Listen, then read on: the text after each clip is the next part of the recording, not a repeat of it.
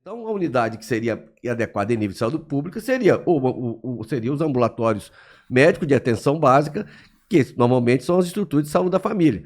Então, não existe, então, nesse momento, se a gente for pensar na formação dessas pessoas, obviamente aquilo que você falou, nós temos que formar os colegas naquilo que é mais comum. Generalista. Né? Mas tem também que informar que existe o centro, Exatamente. de centro de referência, e que essas doenças existem, né? Essa questão que você falou da cólica, da porfiria.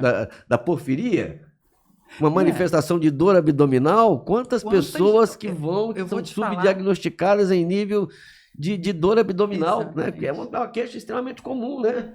É muito comum, muito comum. E assim, além disso, tem coisas que você não pode fazer. Um paciente com porfiria, por exemplo, não deve tomar dipirona. E qual é o primeiro remédio que é feito quando o paciente chega com dor? Dipirona.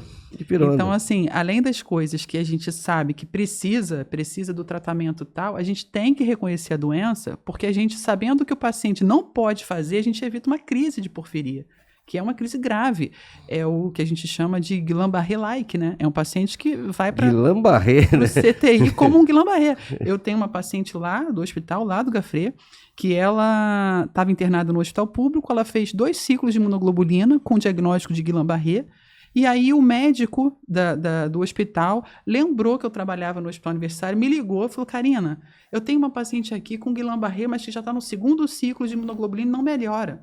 Eu posso encaminhar ela aí para o seu hospital? Entrei em contato com o chefe do CTI, a paciente ela estava entubada, foi transferida e era porfiria. Né?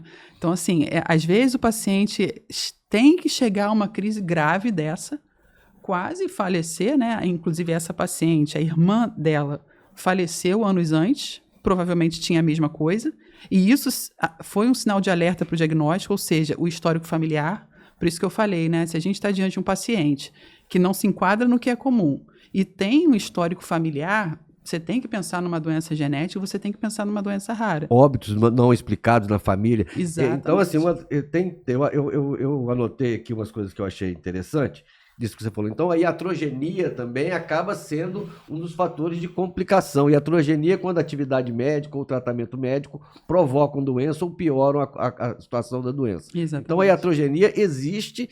Então, nós temos subnotificação, dificuldade de laboratorial, exatamente, né?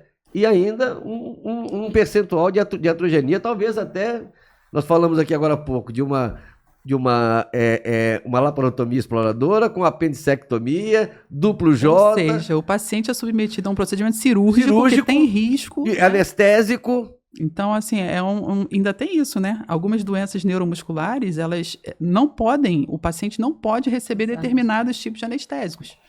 Então, assim... Exemplo, a distrofia miotônica, por exemplo, a distrofia muscular de Duchenne. A distrofia miotônica, ela pode dar, por exemplo, cálculo na vesícula. É uma manifestação que pode acontecer na doença. E aí o paciente tem que retirar a vesícula, né? Só que ele não pode ser submetido a bloqueador neuromuscular. Ele só pode fazer, na verdade, a preferência que a gente dá é propofol, remifentanil, ou seja, tem uma questão de medicamento que a gente não pode fazer no paciente, senão a gente pode levar ele ao óbito. E o paciente sem diagnóstico, exatamente, o anestesista vai utilizar aquilo que é do dia a dia dele. É um paciente que está com uma fraqueza muscular, mas que tem que fazer uma cirurgia de vesícula. Ele vai fazer a cirurgia de vesícula. Se ele não tem o diagnóstico, miastenia graves também. Às vezes é o paciente de CTI que entrou com insuficiência respiratória e não consegue sair do tubo. Você tira a sedação e ele não consegue sair. Pode ser uma miastenia grave, uma crise miastênica, que às vezes abre o quadro de miastenia. E abre o quadro de miastenia. Né? E muitas vezes esses sintomas são doenças raras, o nome diz, né? Muitas vezes desconhecidas e com sintomas sistêmicos, né? Exatamente. Nem sempre se manifesta de uma forma, nem sempre faz como o médico diz, nem sempre o paciente lê o livro, né? É isso aí. Nem sempre ele acaba... É isso aí. Tendo manifestações.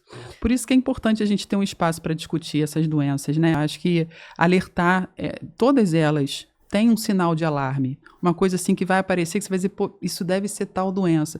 E às vezes o médico, ele não precisa saber detalhadamente a doença, mas ele precisa pensar nela. Depois ele vai pesquisar, ele vai procurar, mas ele precisa pensar na doença. Saber Então, as bandeiras vermelhas. as bandeiras vermelhas, né? Os sinais de alarme para a gente pensar A nessas gente doenças. sempre, uma coisa, meu filho acabou de formar, ser residente lá na UFRJ, lá no Fundão, eu sempre falo com ele, filho, toda doença tem que ter um diagnóstico diferencial. Isso. A gente tem que pensar, né, no diagnóstico sindrômico, obviamente, mas a gente tem que sempre pensar, e nos alunos que eu formei também, naquilo que é o diagnóstico diferencial, ou seja, doenças que se manifestam de forma semelhante, mas que têm tratamento e abordagem completamente diferente. Uhum. Né?